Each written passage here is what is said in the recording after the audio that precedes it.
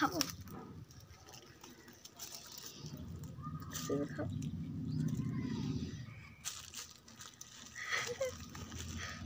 টুটু টুটু এই যে হাই করে হাই হাই আবার হাই করে আবার হাই করে হাই ও ওলে বাবা ওলে বাবা আবার হাই করে দাও হাই হাই করে কাশি হচ্ছে এই বিস্কুটটা দেখছো এটা না পুরো কেকের মতো খেতে একদম কেকও না আবার বিস্কুটও না এটা হচ্ছে ড্রাই কেক দারুণ খেতে এটা কিন্তু কেক এটা কেক আর আমার ছোট মা কে নানু আসো এই দেখো হাই করে দাও হাই হাই না না না এই যে গালে নাও সোনা গালে নাও হাই করো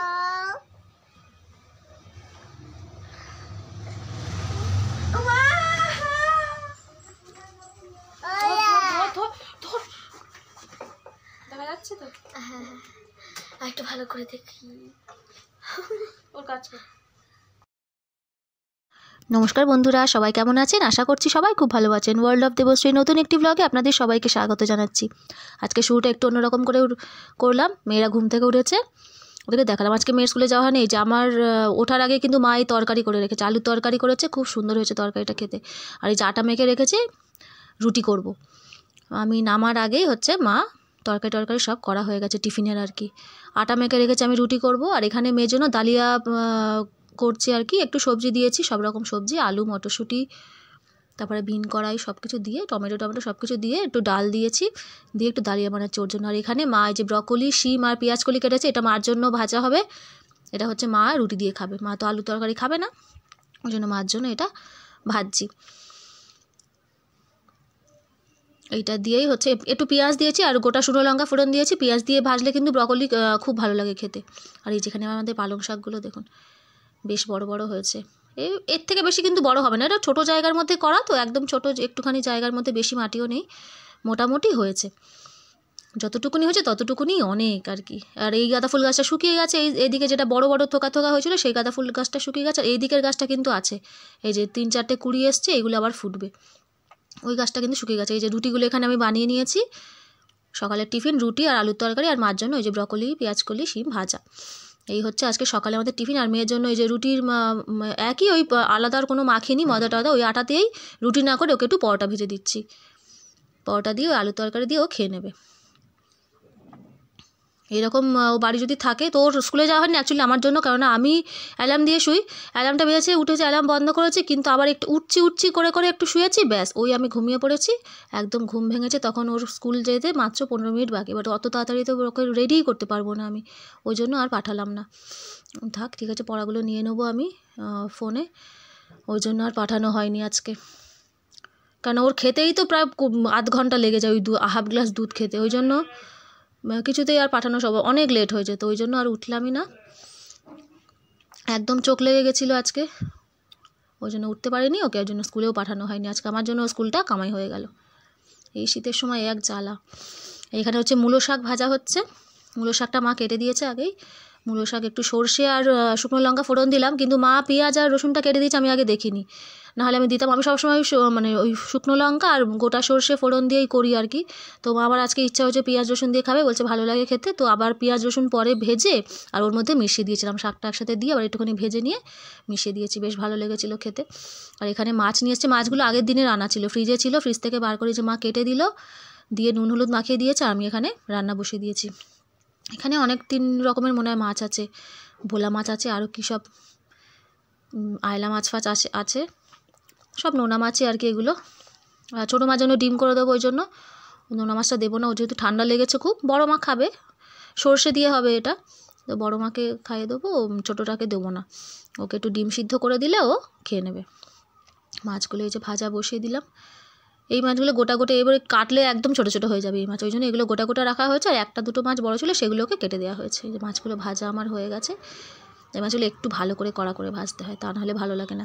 এই যে মা এখানে সর্ষে বেটে দিয়েছে, সর্ষে আর একটু গোটা শুকনো লঙ্কা দিয়েছি, আর সরষেটা আমার বেটে দিয়েছি, ওর থেকে ছেঁকে ঢেলে দিয়েছি। আর এই যে ভাজা মাছগুলো এর মধ্যে দিয়ে দিলাম, নুন হলুদ দিয়েছি একটুখানি, সামান্য 1 চিমটি মতো মিষ্টি দিয়েছি।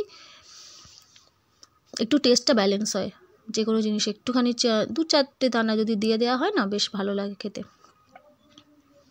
আর এই যে একটু টমেটো দিয়ে দেবো ওর থেকে কেটে, ব্যাস। আজকে মাছের সরষেটা বেশ ভালো হয়েছিল। সব মাছগুলো দিয়ে দিলাম উপর থেকে, একটুখানি ফুটলে নামিয়ে নেবো, কারণ মাছ তো পুরো ভাজা।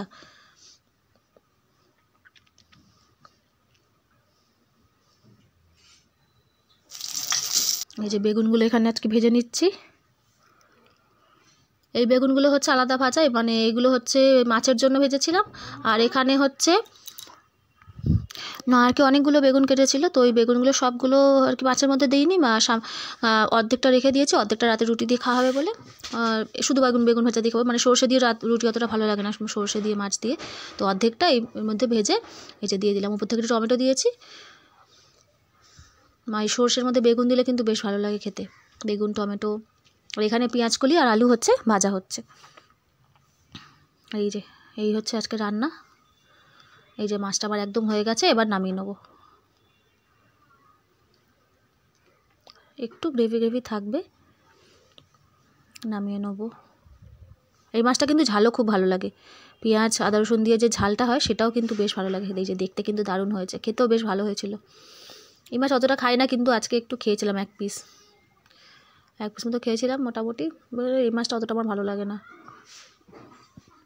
এই যে চান করে এবার পুজো দেওয়া কমপ্লিট হয়ে গেছে। পুজো দিয়ে নিচে যাবো এবার মেয়েদের খাওয়াতে। মেয়েদের মানে বড় মা তো খেয়ে নেয় একা মোটাই, তো আজকে যেহেতু মাছ হয়েছে ওকে এবার আমাকে খাইয়ে দিতে হয়েছে, নাহলে ওই মাছ নিয়ে মানে বসেই থাকবে। যেখানে পুরো আমার ক্যামেরাটা একদম এই ধোঁয়াতে পুরো একদম ধোঁয়া হয়ে গেছে। এখানে রাত্রিবেলা হচ্ছে নারকেল চাই, কেননা হবে পিঠে, আজকে তো পৌষ পার্বণ। পিঠে এবারে কিন্তু এবারে হচ্ছে অন্যবারে সব রকম পিঠে করা হয়, কিন্তু এবারে একদিনে সব পিঠে করবো না, বললাম এক দিন এক এক রকম পিঠে করবো, কারণ নাহলে অনেক পিঠে মিষ্টি একসাথে হয়ে যায়, খাওয়া যায় না অতগুলো একসাথে। ওই জন্য হচ্ছে এক দিন ভাবলাম এক রকম পিঠে করবো। ওই জন্য আজকে শুধু হচ্ছে দুধ পুলি আর হচ্ছে হবে পুলি পিঠে, মানে সিদ্ধ পিঠে যেটা আর কি সেটা, আর হচ্ছে দুধ পুলি। কারণ আমার বড় আবার দুধ পুলিটা খায় না, দুধের পিঠেটা খায় না, ও হচ্ছে ওই শুকনো পুলিটা খায় গুড় দিয়ে। এই যে দুধ বসিয়ে দিয়েছি, দুধ জাল দিয়ে আমি আর মা এই যে পিঠেগুলো বানিয়ে নিয়েছি। মাই বেশি পিঠেটা বানিয়েছে, আমি অল্প কটা বানিয়েছি।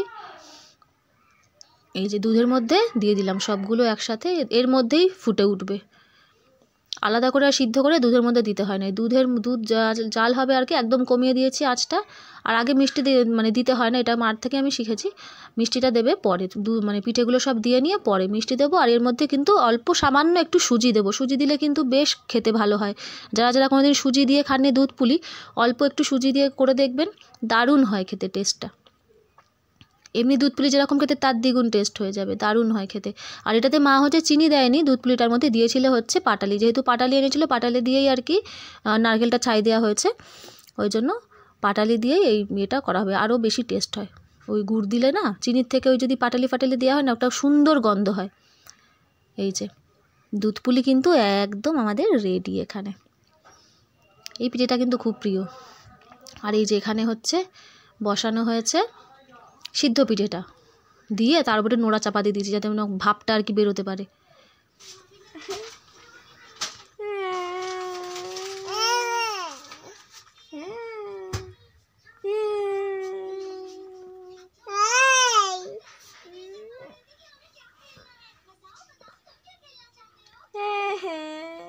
এই যে এদের 2 বোনকে দিয়ে আমি ভিডিও শুরু করেছিলাম, এদের 2 বোনকে দিয়ে আবার ভিডিও শেষ করলাম। আজকের মতো এখানেই শেষ করলাম ব্লগটা। সবাই খুব ভালো থাকবে।